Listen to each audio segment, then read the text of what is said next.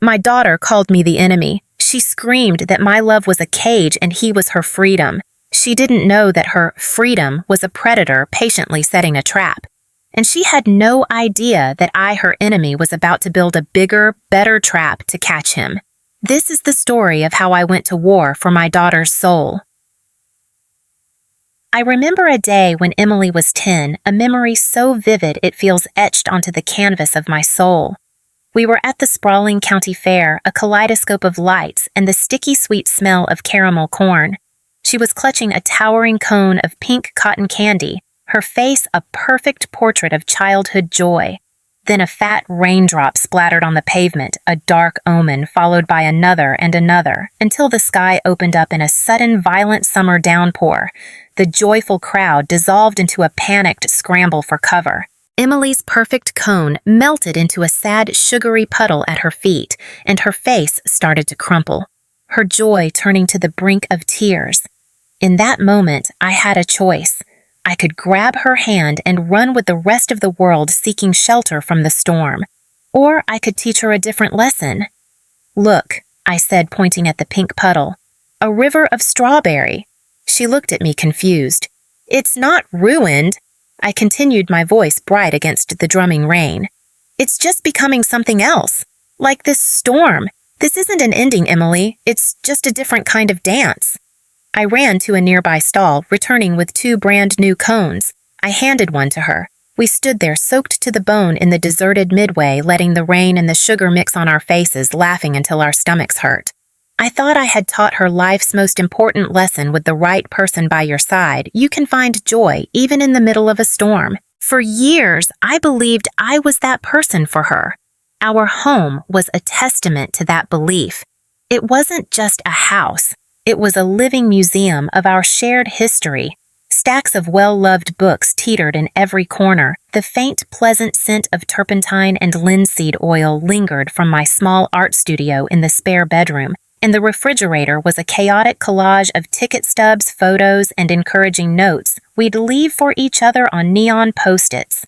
Our traditions were the bedrock of our life. Friday night horror fests, where we had a complex rating system and a rule that whoever screamed the loudest had to make the popcorn for the next movie. Saturday garden days, where my painter's hands would trade brushes for trowels, and Emily, despite her dislike of dirt, would dutifully help me weed the marigolds. And of course, the most sacred of all, sundown tea on the porch every Sunday. It was our sanctuary. It was where she, the formidable captain of the high school debate team, confessed her crippling stage fright. We spent an entire afternoon with me playing the role of her opponent, mercilessly attacking her arguments until she could defend her points in her sleep. She won that debate tournament. I thought I had raised an unbreakable girl forged in love and logic. I was about to learn that even the strongest among us can be broken not by force, but by a slow, patient poison. He entered our lives with the subtlety of a phantom. Emily spoke of him first, her voice a breathless cascade of superlatives. "He's so smart, Mom. He listens. He actually hears me. I told him about Grandma for an hour and he didn't look at his phone once." His name was Chris. When she showed me his picture, I saw what she saw, the classically handsome face, the easy smile. But my artist's eye saw something else. His eyes were those of a salesman, bright with a manufactured sincerity.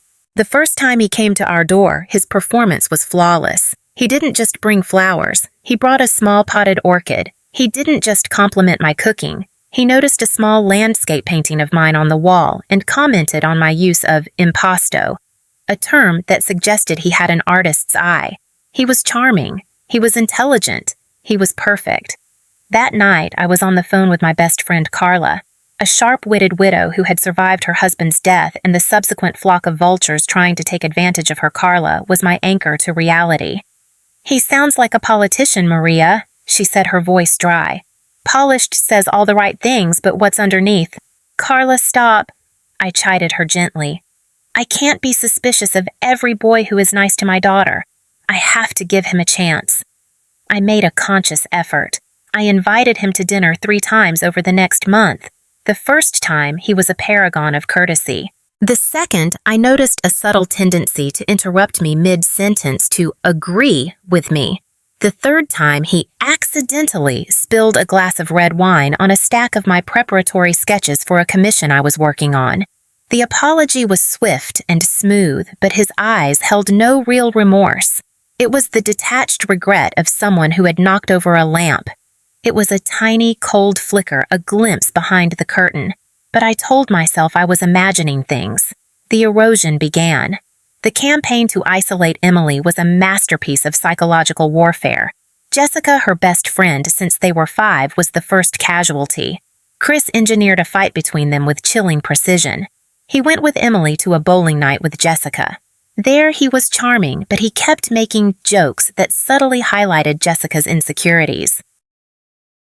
Later, using an app on his phone, he faked a text message conversation, a screen capture that looked utterly real, showing Jessica appearing to make fun of Emily to another friend. When Emily, heartbroken and furious, confronted her, Jessica's tearful denials were useless against the proof. The friendship that had survived 17 years was shattered in 17 seconds. Chris was there to comfort Emily, solidifying his role as her sole protector. "See, babe," he murmured, "she couldn't handle your happiness." My sister Carol was next. During a family dinner, Carol, who adored Emily, brought her a book of college scholarship opportunities. It was an act of love. Later, Chris reframed it. "It's sweet that your aunt cares," he said to Emily, "but doesn't it feel like she doesn't think you can do it on your own? Like she thinks you need help?" He didn't attack Carol. He attacked Emily's confidence, making her see a loving gesture as an insult to her competence. Then, he came for her dreams. He took her to a business opportunity seminar. I imagine the scene: a hotel conference room, pulsating music, a slick speaker on stage yelling about financial freedom and being your own boss. He sold her on a multi-level marketing scheme, an illusion of entrepreneurship. She quit her beloved job at the vet clinic to sell overpriced wellness shakes from her laptop. I knew I was losing her. I changed tactics. No more warnings. I tried strategic surrender. I asked about her business. I complimented Chris on a new shirt, but this too backfired. My support was met with suspicion. "You don't have to pretend to be interested, Mom," Emily said one evening, her voice laced with a cool disdain she'd learned from him. "I know you think it's stupid." I couldn't win. My concern was control, and my support was a lie. I decided to take a drastic step. I scheduled an appointment with Mrs. Albright, Emily's school guidance counselor. I sat in her cluttered office, my hands clasped tightly, and laid out my fears. Mrs. Albright, a kind but overworked woman, listened patiently. "Mrs. Garcia," she said with a tired smile, "Emily is a bright girl. This is a very common phase of individuation. It's teenage rebellion. My advice is to give her space. The more you pull, the more she'll push away." It was sound textbook advice, and it was utterly useless. I left the school feeling more alone than ever. There was, however, one flicker of hope, a moment I only learned about much later. Emily and Chris were at a cafe. The waitress, a young flustered girl, spilled a little coffee on their table. Chris's reaction was swift and brutal. "Are you an idiot?" he hissed at her, his voice low and venomous. "Watch what you're doing." For a split second, Emily saw the monster behind the mask. She felt a jolt of fear, but he immediately turned to her, his face softening into a look of concern. "I'm sorry you had to see that, babe," he said, taking her hand. "I just have no tolerance for incompetence." And just like that, he reframed his cruelty as a mark of high standards. She dismissed the feeling, burying it deep. The final brutal battle of this silent war was on her 18th birthday. I planned her favorite meal. I waited. The clock ticked past 7, then 8. Then my phone buzzed with a social media notification. It was a photo of Chris and Emily surrounded by his slick older friends at a rooftop bar raising champagne flutes. The caption read, "Happy 18th to this queen leaving the kiddie table behind." She stumbled in at 1 in the morning. I was sitting in the dark kitchen. The uneaten dinner was cold on the stove. The argument was short and fatal. It ended with her screaming words that would become the anthem of my nightmares. "You want the truth, Mom. Being here with you, it's suffocating. I can't breathe. With him, I feel alive." If you can't accept that, then you and I have nothing left to say to each other."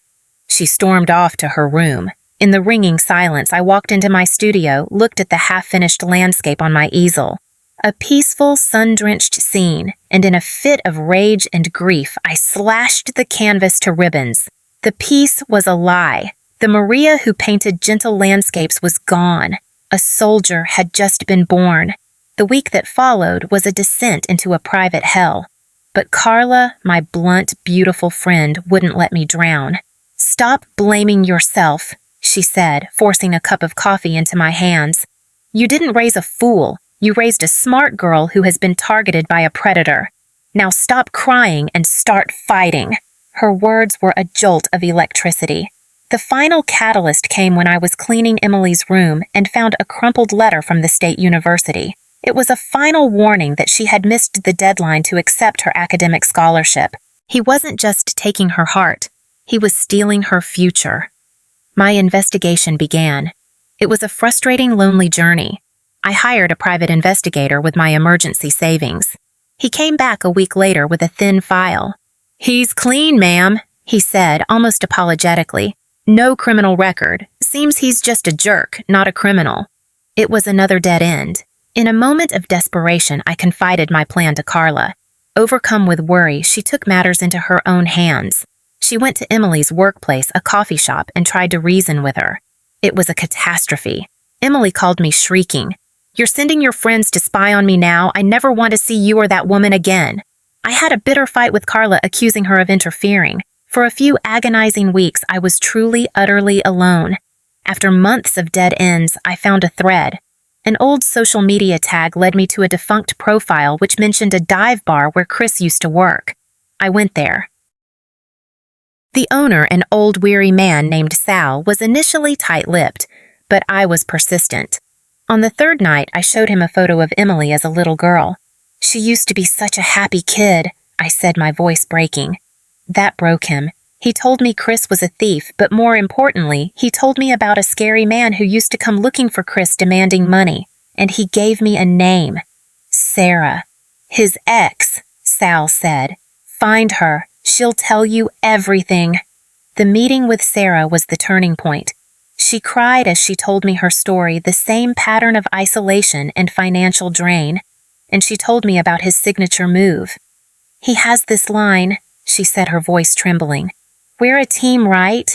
You wouldn't let your teammate down, would you? He uses it to turn his demands into a test of your loyalty." My blood ran cold.